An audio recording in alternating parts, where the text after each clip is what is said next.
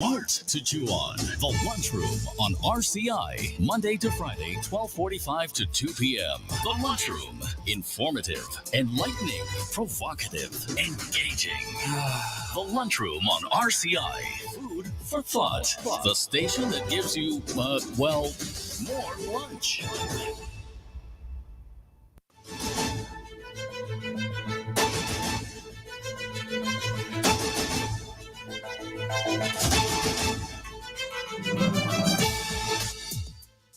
Good afternoon and welcome to the Lunchroom on Radio Caribbean International. It is Tuesday, August the 20th, 2024, and this is program number 1234 of the Lunchroom. I'm your host, Calix George Jr. Now, of course, if you want to follow us, in addition to 101.1 FM, you can also get us at our website, rcistlucia.com, and we are also streaming live on Facebook. Just search for the official page of Radio Caribbean International. And please be sure to like and share that link as well with your friends and family. If you want to call in to tell us what's on your plate today, to make a contribution, that number to call in to is 452-3046. Again, you just have to dial 452-3046. We are also available on WhatsApp. And once you've got the app, you can store this number. It is 724-0008. That's RCI's WhatsApp number. Again, 724-0008. You can call in or you can message in to that number. Now, for today, we want to send out some birthday greetings. First and foremost, to Mr. Henry Clovis of Kubari Castries, and he is celebrating his 100th birthday today. And so we want to wish him an absolutely fantastic birthday. We know he got it off to a very good start, and we're wishing him a wonderful, wonderful day. And of course, hope he can see many, many, many more. And we can speak a little bit more about Mr. Clovis perhaps during our dish of the day. Also want to send out some birthday greetings to Dr. Nigel Barker. Happy birthday to you, and we're hoping that you're having a fantastic birthday celebration. Also want to send out birthday greetings to Mrs. Keris or Maria George Lomax, Dr. Lomax over in Pennsylvania. Happy birthday to you, and we do hope that you're having an absolutely fantastic day. Also celebrating her birthday today is Chanel Sergis. Happy birthday to you, and we do hope that you're having a wonderful birthday celebration as well. Oh, and also to Marie, happy birthday to you, and we do hope that you're having a fantastic day as well. Now, also, history for today, well, we go as far back as the 1597, where the first Dutch East India Company ships returned from the Far East. 1619 on this day saw slavery beginning in America when the first known African Americans, and that was approximately 20 individuals, landed at Point Comfort, Virginia, before being sold or traded into servitude. 1741 saw on this day Alaska being sighted for the first time by a Russian expedition, and that was led by Danish explorer, a guy by the name of Vitus Bering. Of course, that's where we get the Bering Strait from. 1866 on this day, President Andrew Johnson formally declared the U.S. Civil War ended. 1905 on this day, Chinese revolutionary Sun Yat-sen formed the first chapter of the Tongmenghui, a union of secret societies determined to bring down the Qing dynasty. 1968 on this day, August the 20th, so during the night of August the 20th, 250,000 Soviet and Warsaw Pact troops invading Czechoslovakia to put down the Prague Spring. And 1993 on this day, the Oslo Peace Accords were signed after secret negotiations in Norway, and a public ceremony was held in Washington, D.C. We now head across to our dish of the day.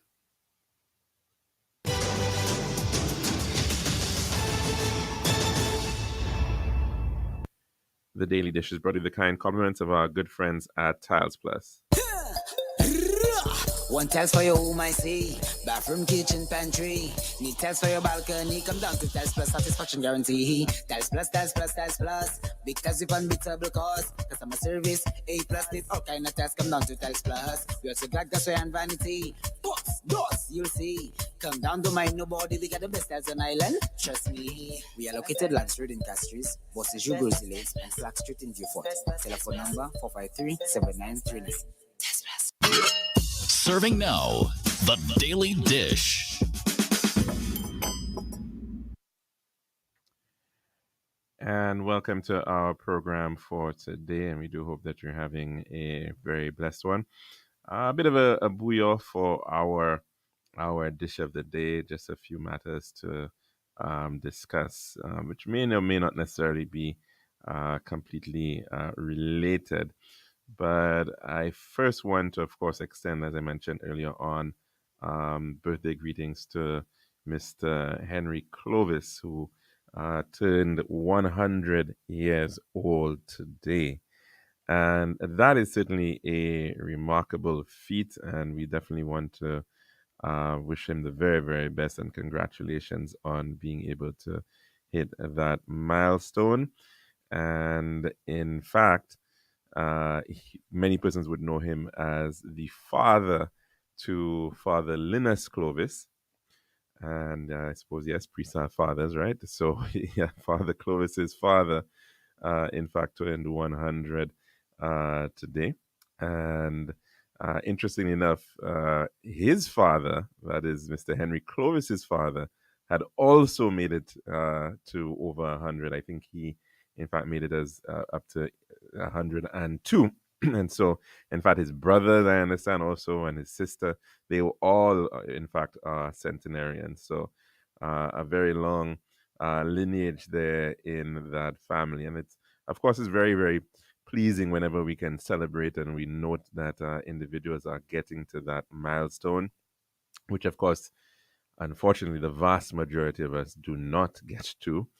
And in fact, according to the census, which is, of course, why these things are so very useful, as I mentioned yesterday, if you look at the total population of St. Lucia over the age of 90, this is not 100, 90, records 858 individuals over the age of 90.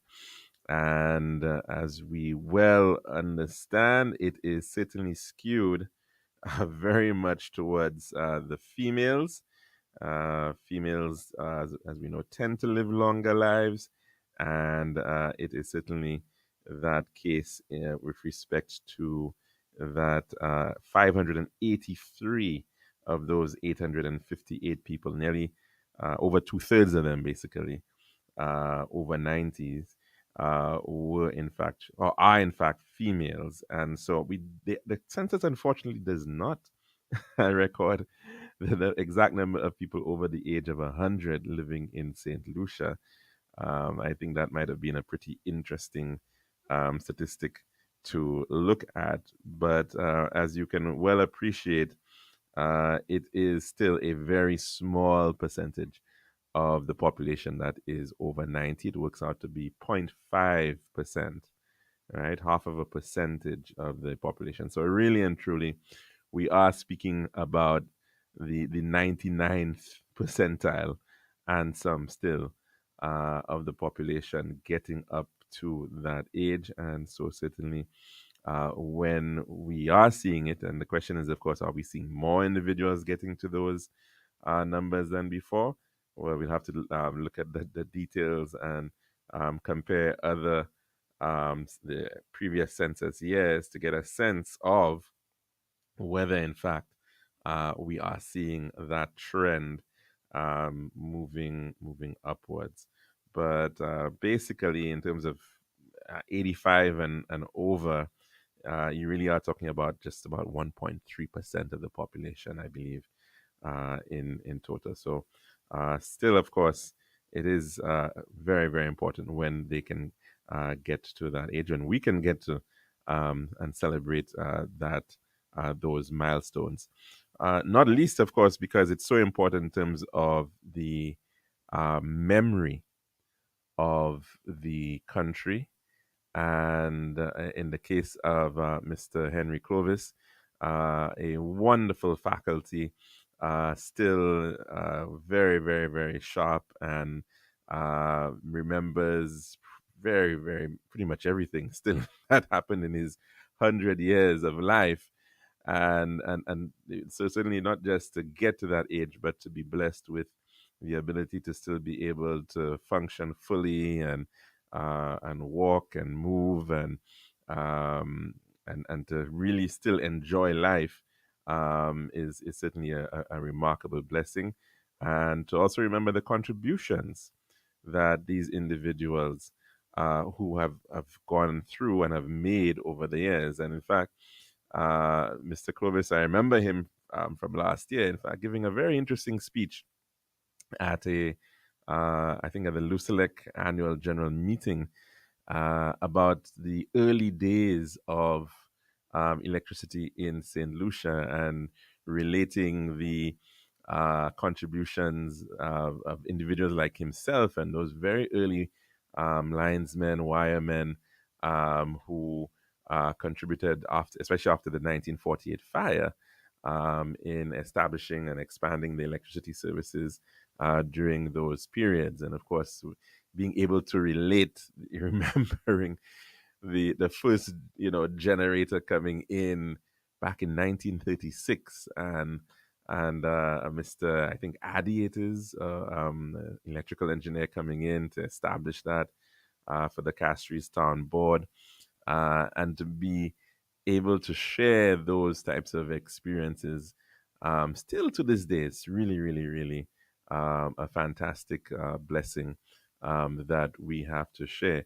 And in fact, he's not alone this week, because in addition to him, I believe this Thursday, another gentleman who contributed in a different way, and certainly in a pretty important way, that is through World War II, one of our, I think, the oldest serving ex-service league member, oldest veteran in St. Lucia, that of Mr. Reginald Sherabin.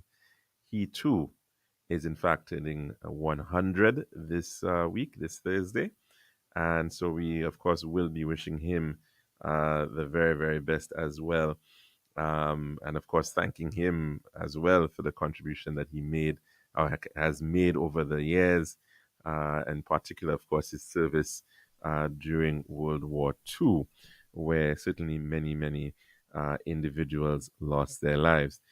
And I think it's perhaps a good opportunity to even segue into this other issue about the importance of memory in society, because already there's been quite a lot of conversation about how do we memorialize, how do we remember the contributions of individuals like Julian Alfred. And believe it or not, it's just not too long ago, maybe just a couple of weeks now, that Julian won the island's first gold medal in the Olympics. A phenomenal achievement.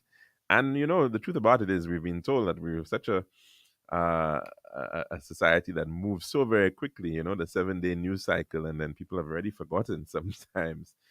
But of course, she has not yet come home. She's due back, I think, during the following month, this September, and of course, no doubt there are plans afoot to celebrate her and to honor her. But of course, the big question is, how do you ensure that she is remembered, and not just remembered, of course, but that there's also a legacy aspect towards her, and the work that she has put in. And it's ironic because after training for maybe, say, almost 20 years of her life, almost entire life thus far, has gotten to this point, has an amazing career, hopefully, to look forward to. But all in just about 10 seconds and then another 20 seconds, she was able to do so much to shift the interest in terms of St. Lucia. And there's been so much discourse about, the fact that Julian has placed us on the map in such really interesting ways. People were Googling fanatically to figure out where is this place called St. Lucia. No, it's not. It's not St. Lucia Nature Reserve in South Africa. It's actually a country, an island state in the Caribbean, where this person who ran the fastest in the women's 100 meters, and she's now fastest in the world in that regard. And they want to know where she came from and what's her story. And she has put us in on the map in a very, very, very impactful way.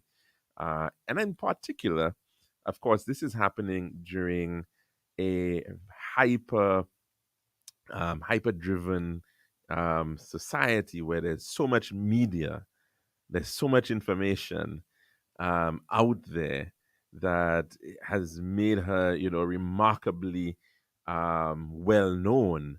It's interesting too because many of us perhaps have never even heard Julian Alfred speak. And now we're actually getting this opportunity to hear in her own voice and her own tone and to capture some of the images of her celebrating and to show her not just on the track, but to show how she's enjoying herself in this moment and still relishing in this opportunity to be St. Lucian and to celebrate her achievement.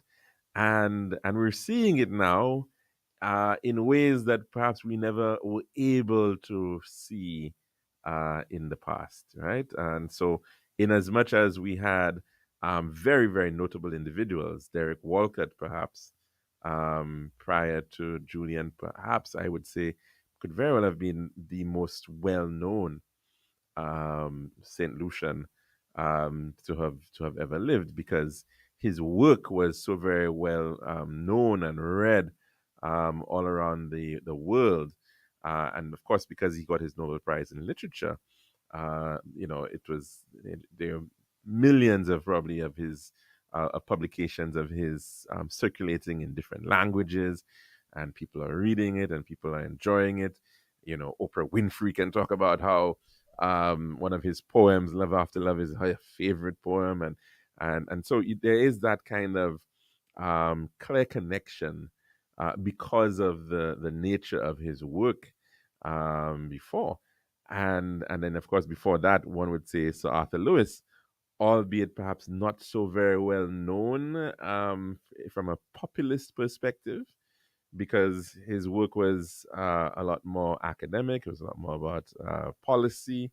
But of course, we very well appreciate his contribution. It's very well understood within the Caribbean context for sure, and within the context of development economics and individuals who look towards those types of areas. But from that purely populist sort of sense, Julian is perhaps by far now perhaps the most well-known Saint Lucian that is around, and perhaps will for a long time be that individual who's best known around Saint Lucia, around the world from Saint Lucia, as a result of her achievement, and in particular, she is living within this age which Sir Arthur Lewis and Derek Walcott didn't have that benefit of living in this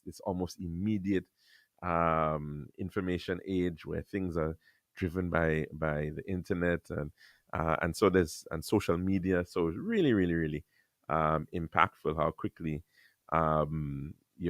somebody can be thrust onto the map, onto the world, to be known all around the world. And of course, I suppose we also are forgetting in between there Darren Sammy, because of his remarkable achievements in terms of leading the West Indies cricket team.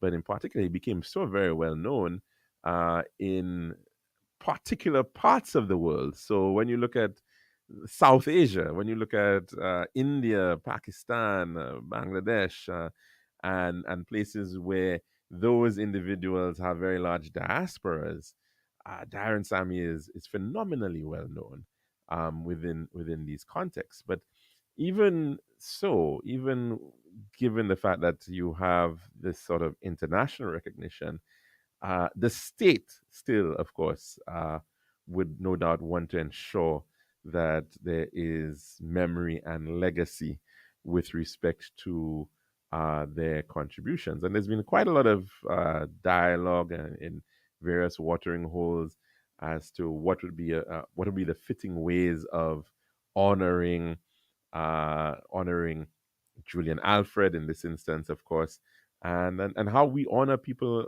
in general in this country.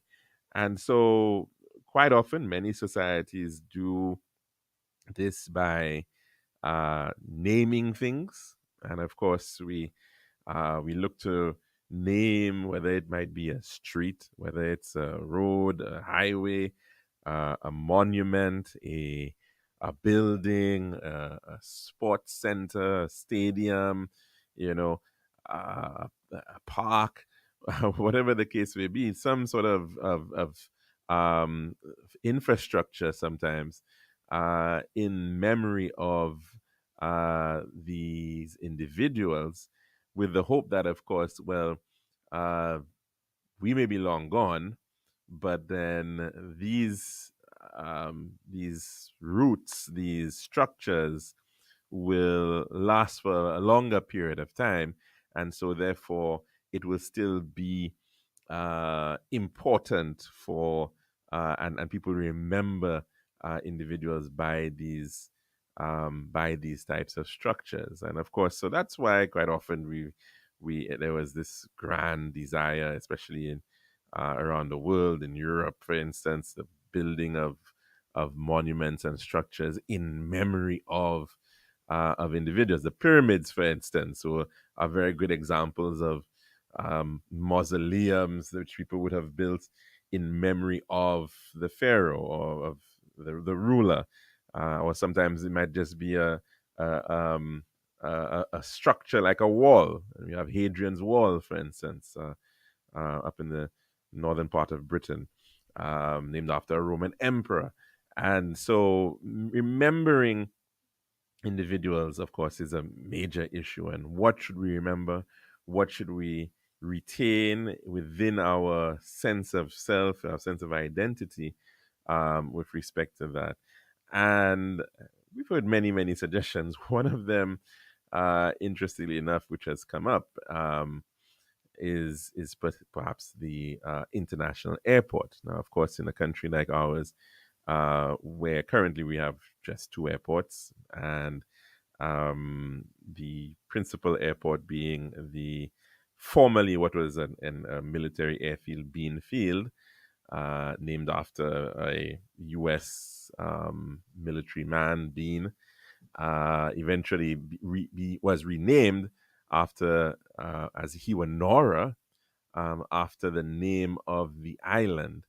And that, of course, is really interesting in and of itself, because the island as we know it, of course, the name we currently use, the legal name for our island, is that of St. Lucia, which in and of itself is a very interesting one, because uh, if you really think about it, Lucia is not really often thought of as an English name. It's not Lucy, but it's Saint Lucia. So there's a lot of strange conceptions, even in terms of the name itself. But of course, this is a name which was given during that colonial period of development of the island. And of course, the idea of what was the first name of the island, was the name given by the first peoples who we know of. What did they call it? And should that be, of course, remembered? And of course, this is how Hiwanora came around, because Hiwanora is somewhat of an aberration of what was believed to be Iwanaloa. Iwanaloa, of course, you would have heard as the land of the iguanas, or the land where the iguanas lived, being from the people who were on at the time of first contact, the Kalinago people. And even their names, of course, we've had at one point being called Caribs, right?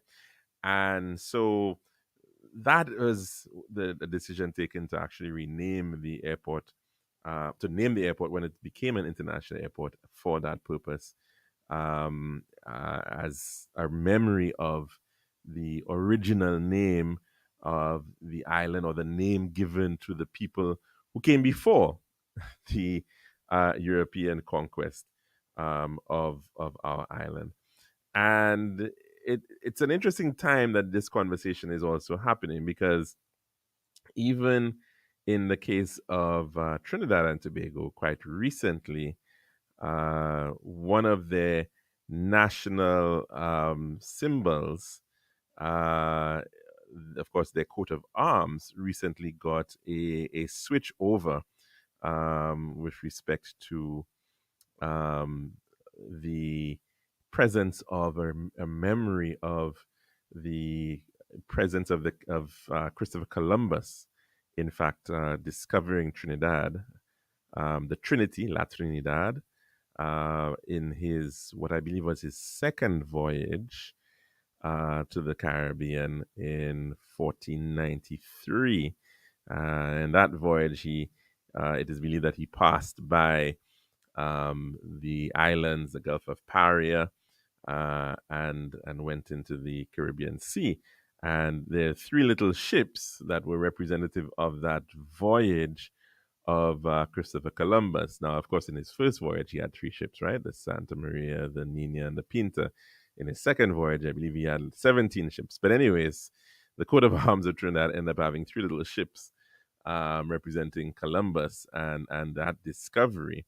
And it was seen as pretty important. Actually, I think that must have been a later voyage, because I think Dominica may have actually been discovered in 1493. But anyways, we'll have to check that out for sure. But the point is that this was a memory of Columbus, and many countries around in the Caribbean, and certainly have not looked so favorably on his record because of what that interaction actually meant in terms of the individuals who suffered as a result of this first contact European colonization by the Spanish during those early periods.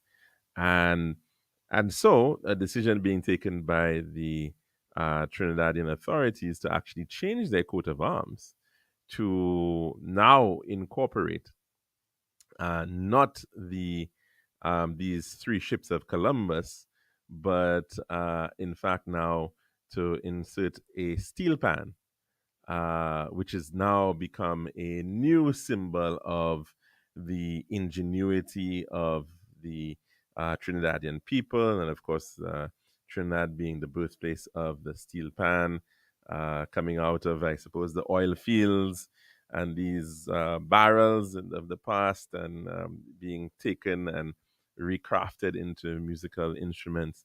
Of course, representing a great ingenuity of the Caribbean people, and that is now on their coat of arms.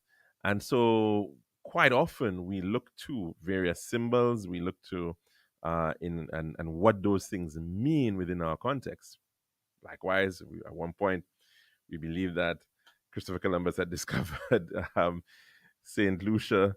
I think we had believed it happened in the year. I believe they thought it happened in the year 1492 for some strange reason, but of course that could never have happened. And I think then there was a thought that it happened in 1502. But either way, we had a Columbus Square for many, many years. And although it actually was not so long, I think it was actually named Columbus Square in the year 1892. Prior to that, it was really just sometimes referred to as La Savane. or the square, or Place d'Armes.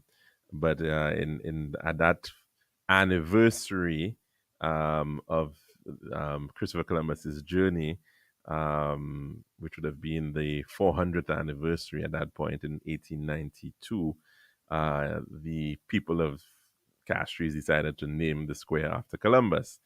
And then, of course, in 1992, 100 years later, it got renamed after Derek Walcott upon his winning of the Nobel Prize 100 years later. So, certainly, naming of things is important. Sometimes those names change because sometimes the things go in and out of fashion, or the significance of the individual or the event has changed, and so therefore people change the names on that basis as well. In fact, there has been a debate now as to whether the National Stadium, for instance, should be potentially renamed. Of course, currently it is named in honor of the late George Odlum, who was instrumental in the negotiations between St. Lucia and China for the construction of the stadium.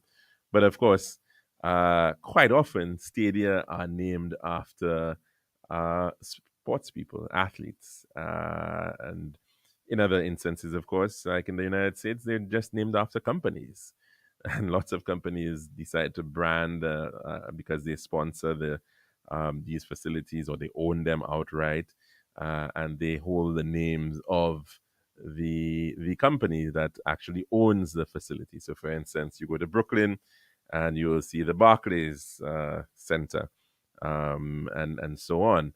And so that is one way of looking at it. And of course, some people have suggested, well, maybe the stadium would be a more fitting, proper liaison between the fact that, of course, Julian has won the in an athletics competition, and this would be really, really fitting in this regard. And of course, we've seen many examples of that existing all across the Caribbean.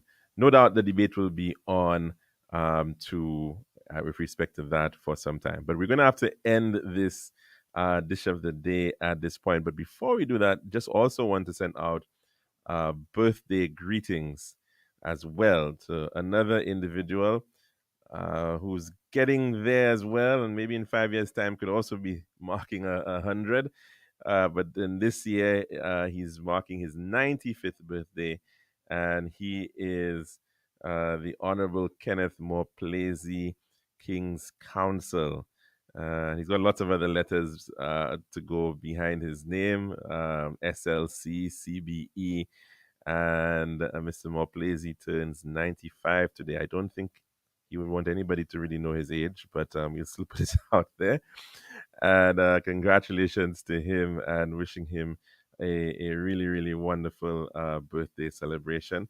Another individual who has made a lot of contributions over the years, not just by virtue, of course, of his service and practice of the law, but he was quite an actor and a performer in days gone by, and his times within the St. Lucia Arts Guild, and many other areas within society which he has contributed. And so certainly we want to say thank you to him for all that he's done over the years, and that we certainly remember him on this very, very special day for him. So quite a lot of individuals celebrating some remarkable numbers. 95, I believe, from a St. Mary's College perspective, he's certainly one of those right up there. I think there's just another gentleman who I know of, who I don't even think lives here anymore, originally from Choiseul. I think it's Mr. Calix, actually, is his name. And he also served in the army, and I think he's around that age as well, about 95. So certainly congratulations to him, and a very happy birthday. That's our dish of the day. And when we come back, we'll take in our weather report. This has been The Daily Dish.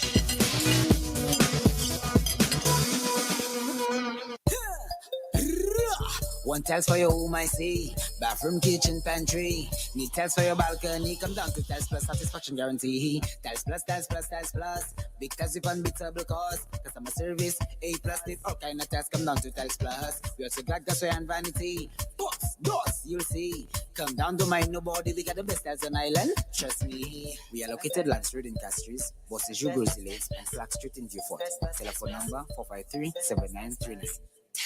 Girl, I've been so stressed searching for the perfect tiles to complete my home. Really? Yeah, it's always the same white, beige, and gray tiles with these tile stores. Like they're all buying from the same place. You're the design expert. Help me, please. I'm fed up. What are you looking for? Something different. Something that says Caribbean beauty and suits my personality. Something vibrant and classy with a little razzle dazzle.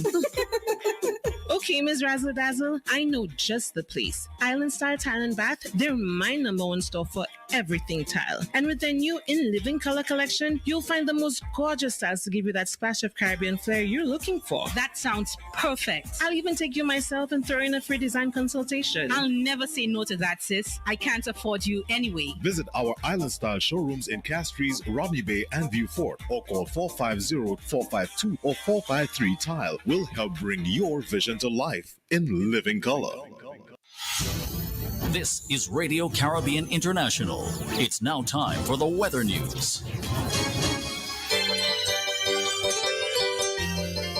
And also, of course, to the 1.1, it's now time for your weather report as of Tormund today, presented by Island Style Tile and Bath. The forecast for St. Lucia Valley for the next 24 hours. The winds will be blowing from between the northeast and east near 14 miles per hour or 22 kilometers per hour, becoming light at times. The weather fair skies occasionally becoming cloudy with brief scattered showers. The forecast for the lesser entities is fair to partly cloudy and hazy skies with widely scattered showers. And the tropical weather outlook, the Atlantic high pressure system will generate light to moderate easterly to northeasterly winds across the eastern Caribbean region during the next 24 hours. A tropical wave located over the central tropical Atlantic is moving westward at near 17 miles per hour or 28 kilometers per hour. This wave is relatively dry and is expected to begin affecting our region from late this evening into Wednesday. Another tropical wave located over the far eastern tropical Atlantic is moving westward near 6 miles per hour or 9 kilometers per hour. Tropical cyclone formation is still expected over the tropical Atlantic during the next 7 days. And this was the weather forecast as of 12 noon today, presented by Island Style Tile and Bath. This has been RCI's weather news. For more information, call the weather hotline at 454-3452. RCI 101 number 1. Girl, I've been so stressed searching for the perfect tiles to complete my home. Really? Yeah, it's always the same white, beige, and gray tiles with these tile stores. Like they're all buying from the same place. You're the design expert. Help me, please. I'm fed up. What are you looking for? Something different. Something that says Caribbean beauty and suits my personality. Something vibrant and classy with a little razzle dazzle. Okay, Ms. Razzle Dazzle, I know just the place. Island Style Tile and Bath, they're my number one store for everything tile. And with their new In Living Color collection, you'll find the most gorgeous tiles to give you that splash of Caribbean flair you're looking for. That sounds perfect. I'll even take you myself and throw in a free design consultation. I'll never say no to that, sis. I can't afford you anyway. Visit our Island Style showrooms in Castries, Rodney Bay, and Viewfort, or call 450-452 or 453 Tile. We'll help bring your vision to life in living color.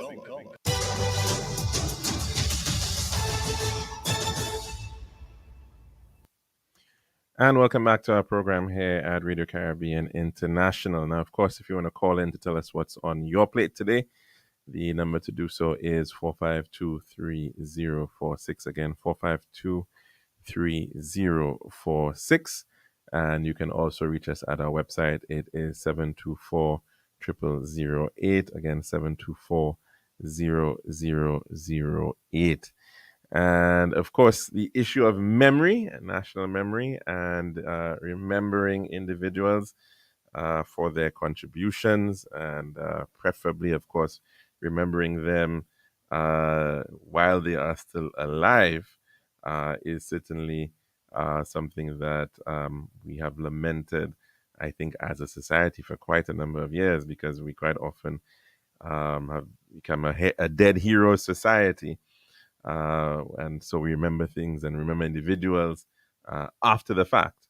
And so I think definitely there is a good lesson here in terms of memory of places. Now, of course, even in terms of the place names of St. Lucia, that in and of itself is an interesting one, because we although maybe some of it went out of style or out of fashion, maybe over periods of time, but we still have them definitely in the names of many, many streets, in the names of many roads that exist, particularly in the case of Castries. Even with respect to Soufrière, for example, Soufrière being one of the oldest towns in St. Lucia, many of the streets have changed their names and have been used to honor individuals that have made contributions to society. So, for instance, you will actually get in Soufrière an Arthur Lewis Street. You actually do have a street named after Sir Arthur Lewis in the case of Soufrière, not in Castries, interestingly enough. Although some people tell you, well, you have the Sir Arthur Lewis Community College, but you don't have a street named after him. You've got a street like Morris Mason Street, named after an individual who made a contribution, of course, to the island. And but you've got Barron's Drive, an early St. Lucian philanthropist who made considerable contributions to during the 19th century. But let's take a call at this point to perhaps share some other thoughts on this entire matter. Good afternoon and welcome to the lunchroom. What's on your plate today? All right, you around some wisdom, boy. Around a centurion, eh? A centenarian, yes. Yeah, that's good. Good. Well, congrats to him, his family. Indeed. You know, it seems to be in the genes, because all those before make it 200 and you know. Indeed. Yeah. But Calix, what do you really think of you know, what is there really? I mean, what we really want to derive, if, like, say, we call, you know, name somewhere after anybody for that matter, or also now as the thing seems to be, you know, on the focus seems to be on Miss Alfred. Mm-hmm. Hello? Yeah, I'm with you, caller. No, I'm asking you, what do you think? Well, it's a good point that you're making, because we could derive from that herself, what she could derive, and the country, you know, by extension, by doing this. Well, and that's a very good question, because sometimes. Why you think it's a good question? Well, I'll give you an example, and I was coming to that matter, that there's some streets in Soufrière, right? And in fact, the name of that area is actually called Wingsville. I think we've mentioned that before on this program. And you've got streets named Etienne, Delio, Smith. I think also there's a Duboulet. And these were actually streets named after St. Lucians who were members of the Royal Air Force and who went out and actually died in during World War II. But I think, and that, which is why they were called Wings. It's called Wingsville. You know, they had their wings basically, right?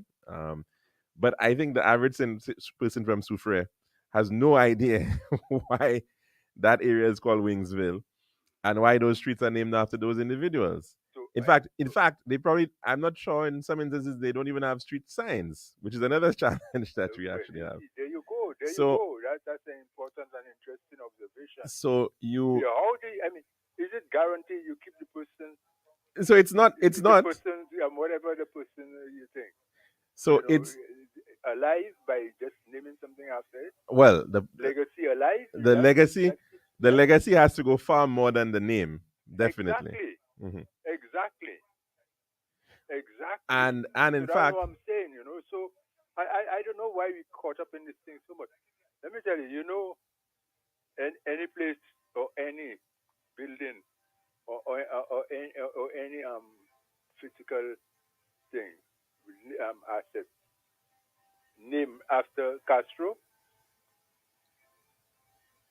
in Cuba, Uh-huh. I'm not aware. All right. Castro specifically said that he doesn't want this thing. You know, so you think the legacy of Fidel Castro is dead in Cuba? Well, I would not think so. Exactly. I'm pretty certain that he's still Exactly. remembered. Exactly. To me, endearing somebody's achievement is much more than just naming something. You know what I'm saying, guys? That's the point I'm making here. You know, I'm not saying that well, maybe thing could help enhance it in our case, because that seems to be, you know, in sync with our culture, naming places after people of stature or whatever they did, and so on and so forth. You know what I mean? And you had the story about Black Malay, of course. Remember when? Right. Yeah. Yeah. Right. You see, so you know, places get named for various reasons. Definitely. Not all of them noble, eh? Not all of them noble, certainly. Right. We have places called Masque, right? It probably wasn't anything good that happened there, right? Exactly. Massaque. Yes, it's not always a noble thing. So then, you know, just naming some, you know, to me, what's more important? How do we keep her achievement, her legacy alive, you know? We're not talking that enough, you know. You know, everybody, and it's like, you know, a competition. People want to outdo each other. Well, one say, well, no, give the airport. The other one say, no, you know, like that kind of thing, you know. We love to do that. Mm-hmm. You know, we love to, you know, capitalize on others' achievements as if, you know. But I think so much involved. We were so much involved. Yes. And when you really look at it, we were neither involved in what most of us, in any passionate way. You know, we never, a lot of us never contributed to that whole ethos that leads to somebody, you know what I mean? Achieving this excellence. And not only that, and having achieved it, a lot of us still will not contribute in future. But yes, we join the thing because that's what the order of the day is. Yeah, Julian, give it. I'm not saying, you know, and people, I don't want people to get me wrong. That well, I think it has to be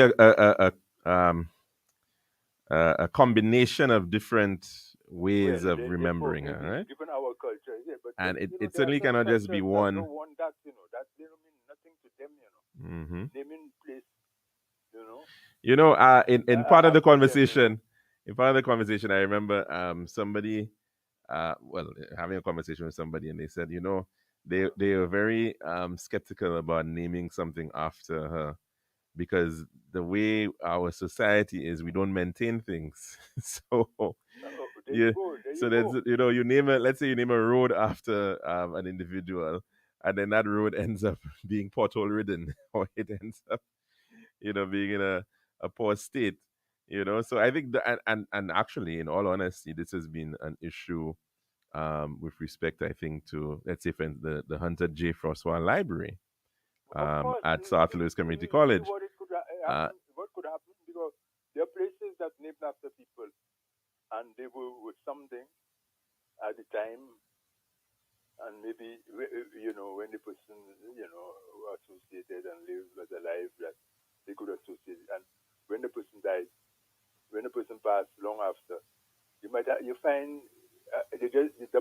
garbage or doing something, in that same place. Well, and sometimes even the use that it was intended has changed. I mentioned a name, a guy with the name of Baron, right? I mean, this was long before we were around, but you have Baron's Drive in Soufriere, and then you have the well, it's now demolished, but the home for the elderly down in Soufriere was one of the things that he actually built, and this was apparently um, a gentleman who did very well. Margaret Tooth there, that place there is Margaret Tooth, exactly. That was actually a contribution that his funds built that structure, that building, and it was that same Don Presser. the gentleman whose name was Baron. He was a Saint Lucian gentleman who did very well, and he had money, and he became a philanthropist. Oh, okay, all right. And he donated this funds to build this building there. And the other one that he built, yes, I think the other one that he built, interestingly, and the building is actually still there, which was actually for a time called the Baron Asylum, because the intention of that building was for poor people. He said it was supposed to be in a pauper's asylum, right? A place to assist people.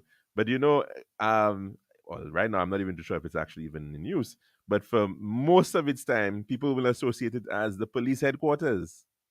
That stone building, the brick building, the 2-story building on Bridge Street, that was actually built for paupers. Now, somewhere along the road, I suppose maybe the people felt it was too good a building. I don't know, but it ended up being used as the offices for the police.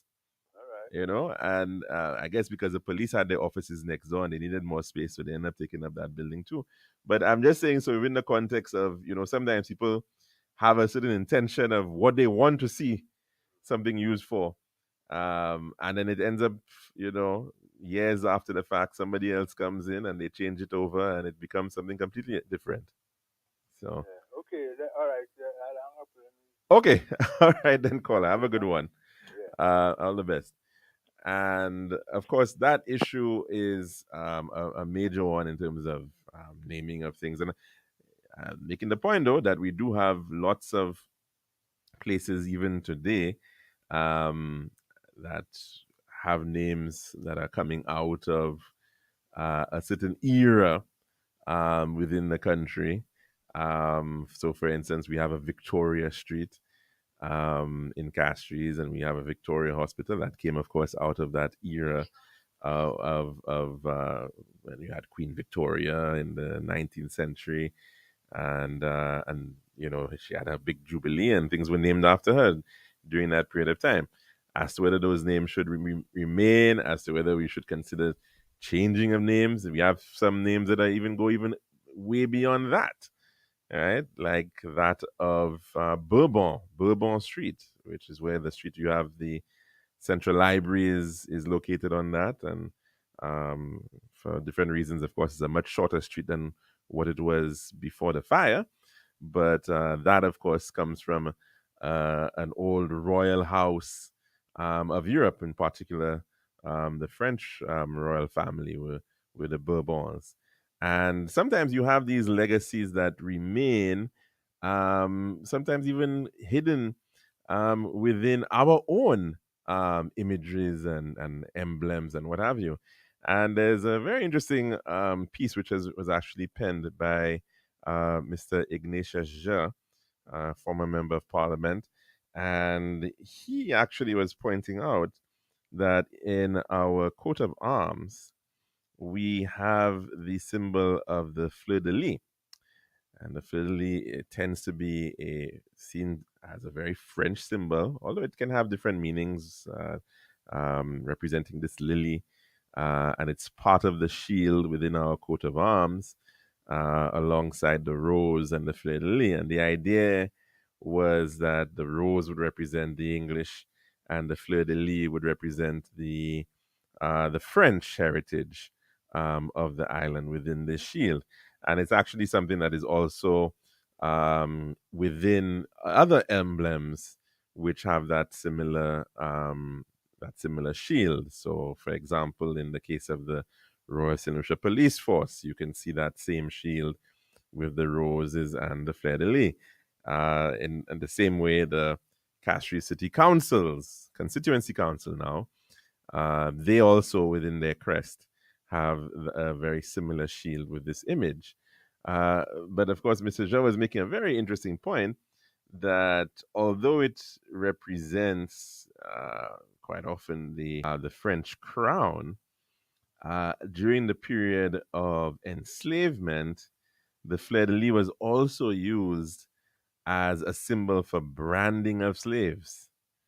So under the Code Noir, this was in fact something that had been authorized, that individuals could actually be branded using the fleur-de-lis. And of course, he was asking the question: should this symbol, which quite likely represented for many of our ancestors something abhorrent and something of pain and horror, should we really be having this within our own coat of arms?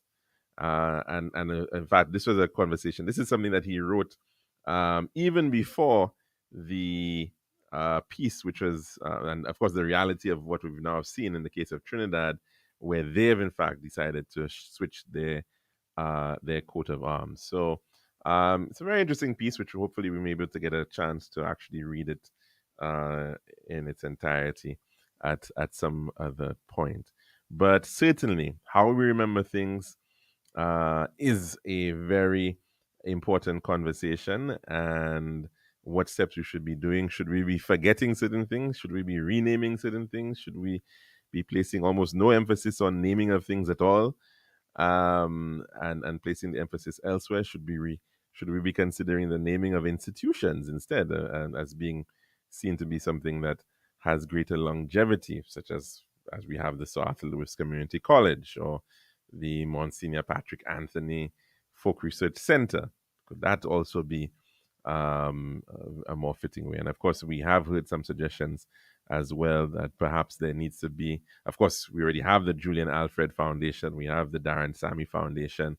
How can those foundations be strengthened and supported to, in fact, continue to assist young people in their own journeys towards greater success?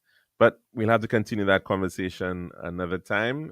Tomorrow, we're hoping to have, as I mentioned, some guests to speak about the stories of Roseau Valley. So we do hope that you can join us for that program tomorrow at the Lunchroom on Radio Caribbean International. Have a good one, everybody, and stay safe.